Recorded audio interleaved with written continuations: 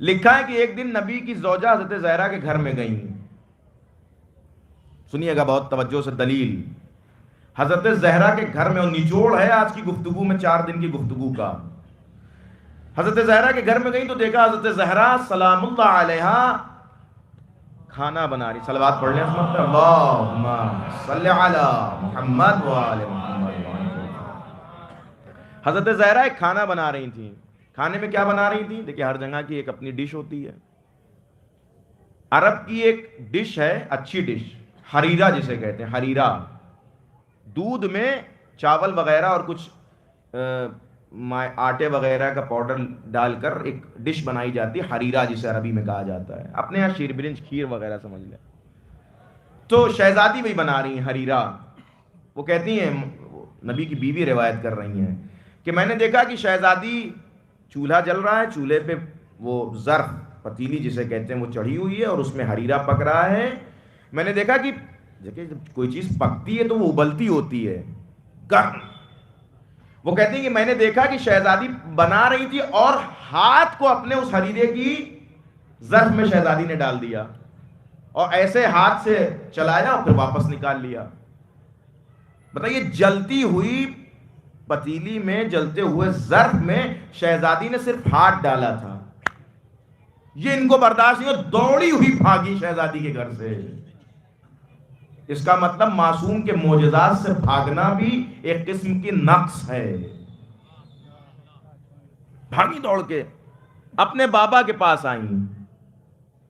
بابا آج میں نے ایک عجیب منظر دیکھا. کہ کیا دیکھا؟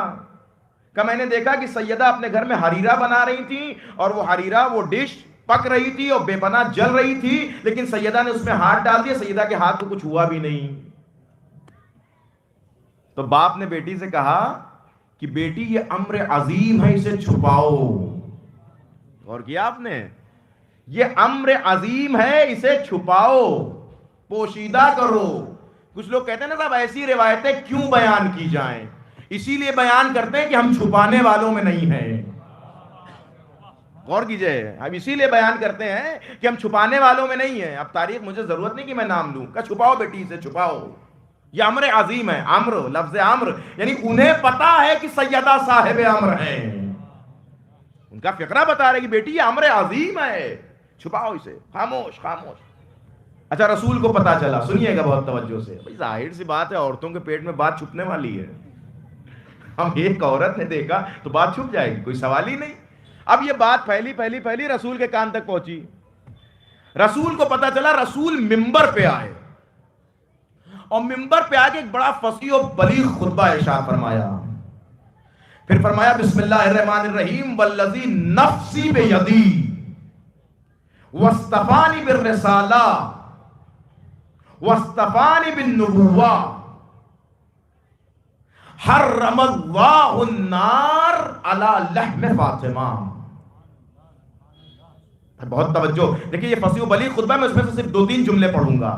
پیغمبر نے کہا کہ کچھ لوگ سیدہ کی فضیلت کے بارے میں دیکھ رہا ہوں کہ تشویش میں ہیں. کہ سنو، قسم ہے اس اللہ کی جس کے قبض قدرت میں میری جان ہے. دیکھیں معصوم ہماری طرح نہیں کہ ہر بات پہ اللہ قسم کھا لے. ہمارے یہاں تو ہر بات پہ اللہ قسم اللہ قسم اللہ قسم. معصوم قسم نہیں کھاتا، لیکن اگر کہیں معصوم قسم کھا رہا ہے تو اس کا مطلب یہ ہے کہ وہ موضوع اور وہ بات بڑی اہم و مہم ہے. کہ واللہ نفسی بیدی، قسم ہے اس پروردگار کی کہ جس کے قبض قدرت میں میری جان ہے. قسم ہے پروردگار کی کہ جس نے مجھے نبی بنایا. قسم ہے پروردگار کی کہ جس نے مجھے رسول بنایا. حرم اللہ النار علی لحم فاطمہ. یہ بات یاد رکھو، مسجد میں بیٹھے ہوئے صحابیوں سے نبی نے کہا یہ بات یاد رکھو کہ اللہ نے آگ کو فاطمہ کے گوشت پہ حرام کر دیا ہے. فاطمہ کے گوشت پہ حرام ہے آگ. اور پھر اگر یہی خطبہ رک جاتا تو میں بھی رک جاتا. پیغمبر نے صرف یہی بات نہیں روکی کہ کچھ لوگوں کو یہیں تک ہضم ہو جائے. پیغمبر نے کہا صرف حرم اللہ علی لحم فاطمہ نہیں، بلکہ کہا وہ محبیہا وعلی شیعتیہا. صرف فاطمہ نہیں بلکہ اللہ نے آگ کو فاطمہ کے دوستوں پہ بھی حرام کر دیا ہے. فاطمہ کے شیعوں پہ بھی حرام کر دیا ہے، یعنی آگ فاطمہ کے شیعوں کو بھی نہیں جلا سکتی۔ اب وہ الگ بات ہے کہ جس کا جو درجہ ہو، پہلے کوئی پہنچے تو اس درجہ شیعت تک، پہلے کوئی پہنچے تو سلمان کے رتبے تک۔ لیکن جناب سلمان سے ایسے کرامات ملتے ہیں، میرے پاس وقت نہیں ہے کہ میں جناب سلمان کی کرامات سناؤں۔ پھر پیغمبر نے ایک جملہ کہ آپ سنیے وہ جملہ، اہم ترین جملہ جو میں آپ کی خدمت میں عرض کرنے جا رہا ہوں۔ یہ پورے فضائل بیان کرنے کے بعد کہ اللہ نے فاطمہ کے گوشت پر، فاطمہ کے بال پر، وعلی شعرہا وعلی راسہا وعلی لحمہا وعلی جسمہا، اور اس کے بعد وعلی شیعتہا وعلی محبیہا، اور یہ کہتے کہتے پیغمبر نے کہا کہ اللہ نے فاطمہ کے بالوں پر، فاطمہ کے جسم پر، فاطمہ کی ہڈیوں پر اور خود فاطمہ پر آگ کو حرام کیا، اور صرف فاطمہ نہیں بلکہ فاطمہ کے محبوں پر، فاطمہ کے شیعوں پر۔ اور یہ کہنے کے بعد نبی شاید کچھ لوگوں کے چہرے دیکھ رہے تھے، پھر نبی نے کہا الویل ثم الویل ثم الویل لمن شک فی فضل فاطمہ۔